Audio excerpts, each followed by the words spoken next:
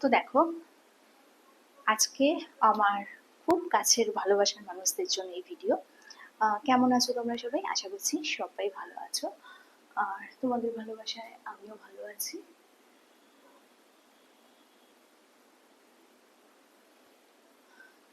এই জামাটার রংটা দেখে মনে হয় না একদম চিকমিকি চিকমিকি ঝিকমিকি ঝিকমিকি? না, জামাটা কিন্তু খুব সফট, পরে কিন্তু ভীষণ আরাম। যেরকম ব্যাকলেস ড্রেসগুলো পরে ভীষণ আরাম, সেরকমই এই জামাটা পরেও ভীষণ আরাম।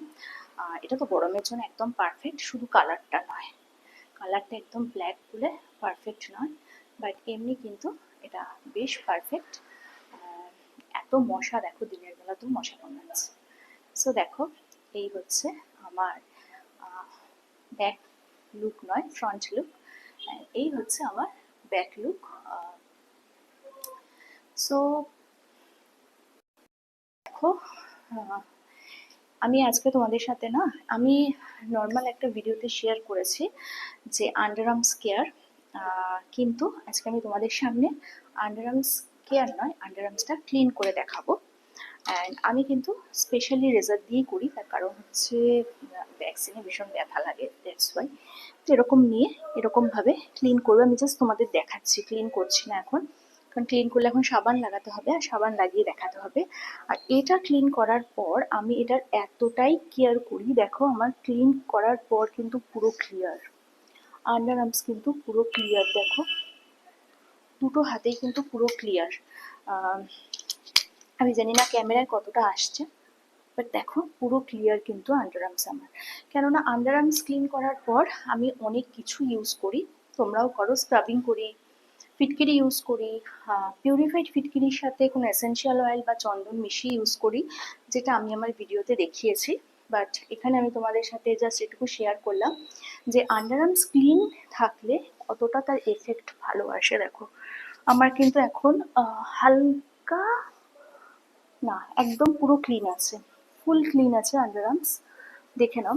আর স্পেশালি গরমে না, মেয়েদের, ছেলে ছেলে মেয়ে সবারই, যদি সিভলেস টি শার্ট পরে ছেলেরা, সিভলেস মানে বলছি ওই কী বলে ছেলেদের, ওগুলোকে আমি জানি না, বা মেয়েরা যদি সিভলেস ড্রেস পরে, তাহলে কিন্তু কি হয়, আন্ডার আর্মস দিয়ে যদি ঘামের গন্ধ বেরোয়, সেটা কিন্তু প্রচণ্ড বিরক্তিকর তোমার নিজের জন্য বা তোমার আশপাশে যারা আছে তাদের সকলের জন্য, তাই তো? খুব বাজে লাগে। তো সেক্ষেত্রে কিন্তু আন্ডার আর্মস ক্লিন করাটা ভীষণ প্রয়োজন। আন্ডার আর্মস ক্লিন মানে রেগুলার করবে, রেগুলার স্ক্রাব করবে, পরিষ্কার রাখবে, সাবান দেবে, বডি ওয়াশ দেবে।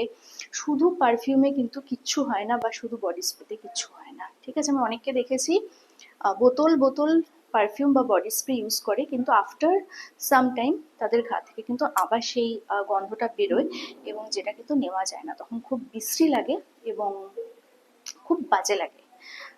নিজেকেই খুব মানে কিরম একটা লাগে যে বাবা এর পাশে বসেছি, বা নিজের গা থেকেও যদি বেরোয় তখন মনে হয় বাবা পাশের লোকটা কি ভাবছে, তাই না? সো আন্ডার আর্মস ক্লিন রাখাটা ভীষণ দরকার। স্পেশালি স্লিভলেস করলে কি হয়, ঘাম টপকালে পুরো বোঝা যায়, তো সেটা কিন্তু আরো বাজে লাগে দেখতে। So under arms clean must করতেই হবে। অ্যান্ড আজ যেটা করা উচিত সেটা হচ্ছে আন্ডার আর্মসকেও যতবার স্নান করবে ততবারই ক্লিন করা উচিত। অনেকে আমি দেখি শুধু জল দিয়ে স্নান করে, আমি অনেককে বলতে শুনেছি সাবান বেশি ইউজ করো না, স্কিন খারাপ হয়ে যায়। তা আমাদের গরমের দেশে স্নান করতে গেলে সাবান ইউজ করবেন এরকম আবার হয় নাকি? হয়? হয় না তো। সাবান ইউজ করতেই হয়। অ্যান্ড তোমার সমস্ত জায়গা দেখো, ক্লিভেজের এখানে যদি তোমার খাঁজ থাকে, বেশি খাঁজ থাকে, একটু হেভি বার্স্ট হয়, তাহলে কিন্তু তোমার ক্লিন করতেই হবে।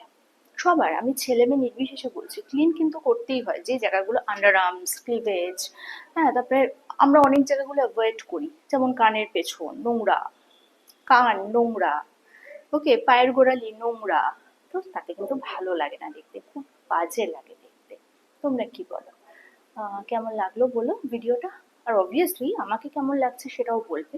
এত কষ্ট করে, না সেজে গুজে, এত কষ্ট করে স্নান করে উঠেই ভিডিও দিচ্ছি, না সেজে গুজে, দেখতেই পাচ্ছ ক্লিন মুখটা দেখাচ্ছি, শুধু ময়শ্চারাইজার দেওয়া আমার স্কিনে, নাথিং, কিচ্ছু দেওয়া নেই, শুধু ময়শ্চারাইজার স্কিনে দিয়ে আমি ভিডিও করছি।